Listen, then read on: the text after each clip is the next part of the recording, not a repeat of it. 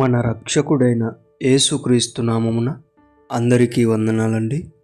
ఈరోజు దేవుని మాటలు పేతురు రాసిన మొదటి పత్రిక 3వ అధ్యాయము 11వ వచనం.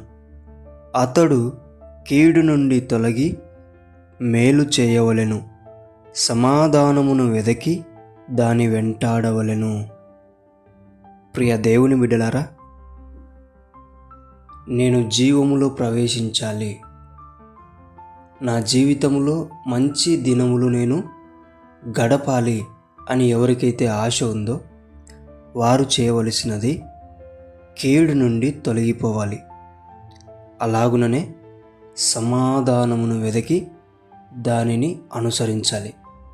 ఏమి చేస్తే నేను సమాధానంగా బ్రతకగలుగుతాను అని వెదకి అనుసరించే విధంగా నీవు ఉండాలి. దేవుని బిడ్డలారా, కీడు చేస్తుంటే మానివేయండి.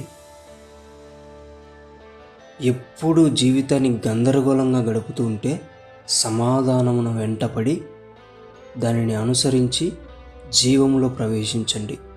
దేవుడి మాటలను దీవించునుగాక. ప్రార్థించుకుందాం. దేవా, మీకు వందనాలు, స్తోత్రాలయ్యా. మేము జీవములో ప్రవేశించాలి. మా జీవితంలో మంచి రోజులు మేము చూడాలి. మేము కీడు నుండి తొలగిపోయి సమాధానమును వెంటాడే బిడ్డలుగా మమ్మల్ని ఆశీర్వదించమని యేసు నామములో అడుగుతున్నాం తండ్రి. ఆమేన్.